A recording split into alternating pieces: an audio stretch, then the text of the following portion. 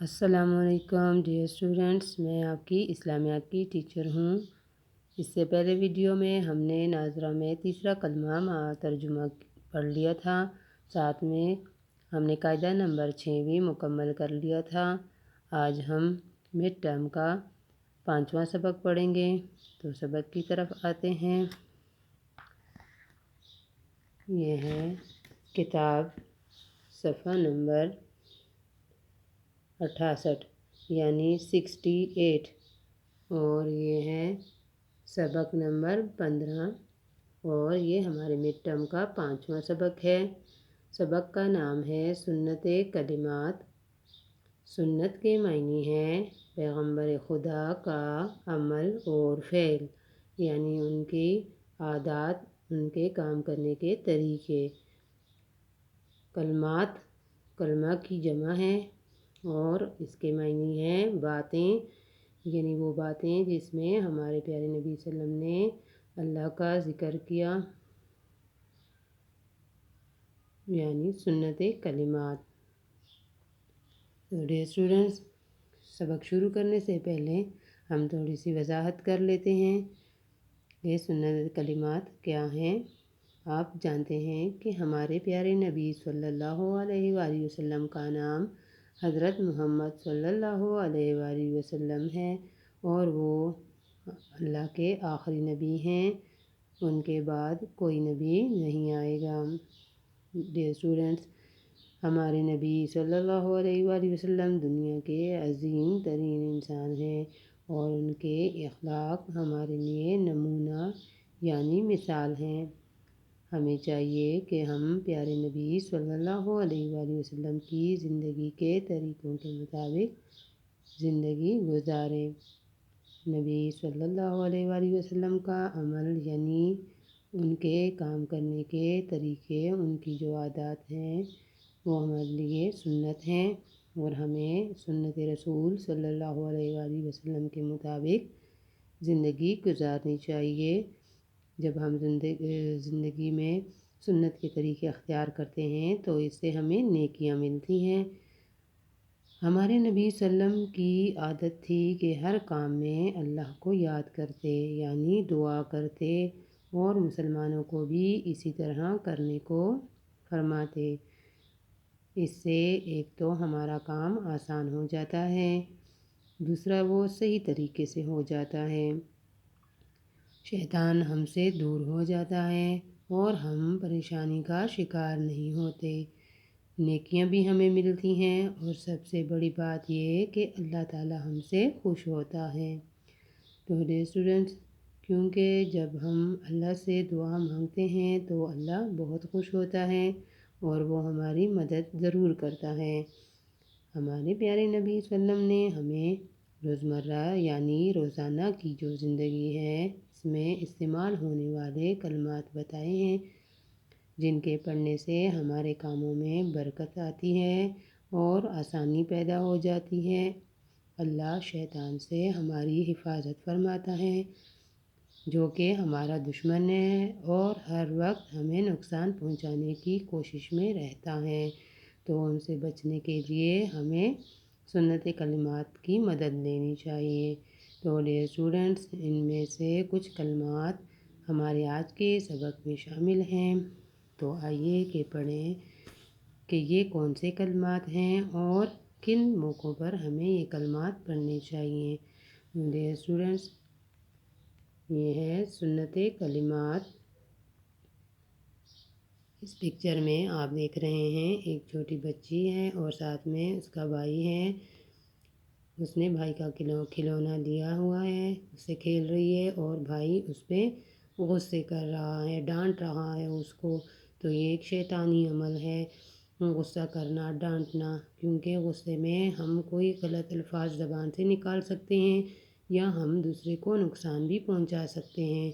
تو اس لیے ہمیں غصے سے بچنا چاہیے، اور غصے کے وقت اعوذ باللہ من الشیطان الرجیم کہیں۔ جب بھی غصہ آئے تو ہم جب یہ کلمہ پڑھتے ہیں تو شیطان ہم سے دور ہو جاتا ہے۔ اس کا ترجمہ ہے میں اللہ کی پناہ مانگتا ہوں شیطان مردود کے شر سے۔ اسٹوڈنٹس، جب ہم یہ کلمہ پڑھ لیتے ہیں تو اللہ تعالیٰ شیطان کو ہم سے دور کر لیتا ہے اور ہمارا غصہ ختم ہو جاتا ہے۔ اسی طرح اس پکچر میں ایک بچہ ہے جو رات کو بیٹھ کے اپنے تمام اگلے دن کے کام جو ہے وہ ڈائری میں نوٹ کر لیتا ہے کہ کل میں یہ کام کروں گا۔ تو جب بھی ہم کسی کام کا ارادہ کریں تو انشاءاللہ کہیں۔ انشاءاللہ کے معنی ہیں اگر اللہ نے چاہا۔ تو ڈیئر اسٹوڈنٹس، ہمارے جتنے کام ہم کرتے ہیں اور ان کا ہم اگر ارادہ کر بھی لیں تو وہ اللہ کے حکم سے ہی ہوتے ہیں۔ تو جب تک اللہ کا حکم نہیں ہوتا وہ کام نہیں ہوتا۔ اس لیے جب ہم انشاءاللہ کہتے ہیں تو اس کا مطلب ہے کہ اگر اللہ نے چاہا تو میں یہ کام کل کروں گا۔ اس سے اللہ خوش بھی ہوتا ہے اور ہمارا وہ کام اللہ کے کرم و فضل سے ضرور ہوتا ہے۔ تو اگر ہم انشاءاللہ نہ کہیں تو بعض اوقات ہمارا وہ کام نہیں ہوتا اس وجہ سے کہ ہم نے انشاءاللہ نہیں کہا ہوتا۔ اب اگلی تصویر میں دیکھیں، یہاں پر ایک بچی کے ہاتھ میں ٹرافی ہے، یعنی اس نے پوزیشن لی ہے اور اس کو یہ ٹرافی ملی ہے، اس کو اچھی خبر ملی ہے۔ اب اچھی خبر سنیں تو الحمدللہ کہیں۔ الحمدللہ کے معنی ہے تمام تعریفیں اللہ کے لیے ہیں۔ تو ڈیئر اسٹوڈنٹس، جب ہم کوئی اچھی خبر سنیں یا کوئی اچھی چیز ہمیں حاصل ہوتی ہے تو وہ تو اللہ کے حکم سے حاصل ہوتی ہے۔ اس لیے ہمیں اللہ کا شکر ادا کرنا چاہیے، اور اللہ کا شکر ادا کرنے کا بہترین جو ہمارے پاس کلمہ ہے وہ ہے الحمدللہ۔ جب ہم یہ لفظ کہتے ہیں تو اس سے اللہ تعالیٰ بہت خوش ہوتا ہے، کیونکہ ہر کوئی اپنی تعریف پہ تو خوش ہوتا ہے۔ جب ہم اللہ کی تعریف کرتے ہیں تو اللہ بھی خوش ہوتا ہے۔ اللہ کسی کی تعریف کا محتاج نہیں، لیکن اللہ خوش ہو کر ہمیں اور بھی اپنی نعمتیں دیتا ہے۔ اس تصویر میں بچہ اللہ سے دعا کر رہا ہے، دعا میں وہ توبہ کر رہا ہے، اپنے گناہوں کی معافی مانگ رہا ہے۔ توبہ کریں تو استغفر اللہ کہیں، یعنی اس کے معنی ہے میں اللہ سے معافی مانگتا ہوں۔ استغفر اللہ کے معنی ہے میں اللہ سے معافی مانگتا ہوں۔ جب ہم استغفر اللہ کہتے ہیں تو اللہ ہمارے گناہ معاف کر دیتا ہے۔ ہم سے دن بھر چھوٹے موٹے بہت سارے گناہ ہوتے رہتے ہیں، اس لیے جب بھی ہم نماز پڑھیں، نماز کے بعد دعا کریں، تب بھی ہم استغفر اللہ ہمیں کہنا چاہیے۔ اور جب ہم اکثر اوقات غلط کام کر لیتے ہیں تو ہمیں فوراً پتہ لگ جاتا ہے کہ میں نے تو غلط کام کیا، تو ہمیں چاہیے کہ فوراً ہم استغفر اللہ کہہ دیا کریں۔ تو اس سے اللہ تعالیٰ ہمارے گناہ معاف کر دیتا ہے اور ہمیں سزا نہیں دیتا۔ اس پکچر میں آپ دیکھیں، یہاں پر ہے ایک بچہ جو ہے وہ مہمانوں کو یا گھر والوں کو، گھر کے کسی فرد کو رخصت کر رہا ہے، باہر تک دروازے تک ان کے ساتھ آیا، ان کو گاڑی میں بٹھایا اور اب ان کو اللہ حافظ کے لیے ہاتھ ہلا رہا ہے، یعنی ان کو رخصت کر رہا ہے۔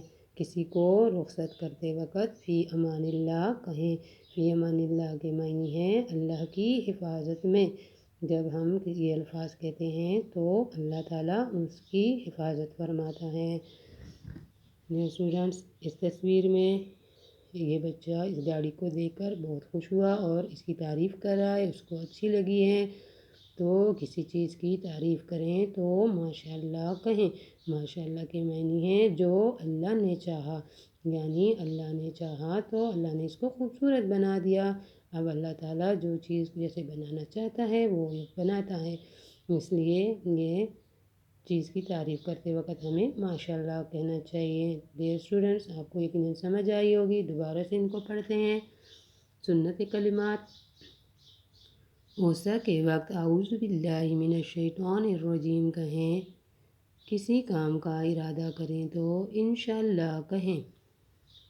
اچھی خبر سنیں تو الحمدللہ کہیں۔ توبہ کریں تو استغفر اللہ کہیں۔